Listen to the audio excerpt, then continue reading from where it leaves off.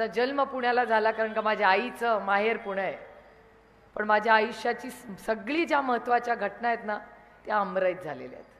अमोल दादा याच्या मागे एक फरलांग पण नसेल तिथे अमराईला आमचं ओरिजिनल आहे. पवार फॅमिली काठ्याच्या वाडीची, पण माझी आई लग्न होऊन अमराईत आली आणि अमराईचा बारामतीचा बंगला हा आमच्या सगळ्यांसाठी अतिशय प्रिय.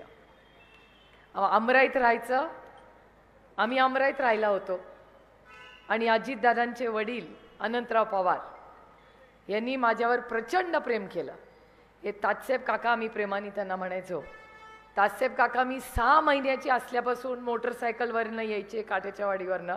मला त्या असे माझी आई सांगते, मला त्या मोटरसायकलवर झोपायचे आणि मला काठ्याच्या वाडीला घेऊन जायचे. दिवसभर मी तिकडेच असायची. त्यांना वेळ असेल त्यांचं माझ्याशी खेळ पडून झालं कारण का त्यांची 4ही मुलं माझ्यापेक्षा मोठी होती की झालं की झोपायची वेळ झाली की माझ्या आईकडे ते येऊन सोडायचे. माझं सगळं लहानपण ते गेलं ते आशा काकी, माझ्या मोठ्या काकी आणि तात्यासाहेब काकांबरोबर गेलं. आणि इथे डावीकडे मगाशी मला आश्चर्य वाटलं की शाकंभरीचं दुकान का बंद आहे, कारण का सगळ्यात जास्त आईस्क्रीम मी आयुष्यात कुठलं खाल्लं असेल ना ते शाकंभरीचं खाल्लेलं आहे.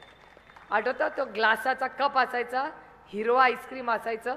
आत्ता दुकान पिस्ता, आठवतं तुम्हाला? आठवतं आपलं लहानपण होतं ते. आणि शाकम तेव्हा काय कोण नव्हते बारामतीत, ना व्हॅनिला होतं ना काय होतं. शाकंभरीचं हिरव्या रंगाचं पिस्ता आईस्क्रीम असायचं आणि तिकडे आम्ही जायचो. केवढ्या आठवणी आहे तिथल्या.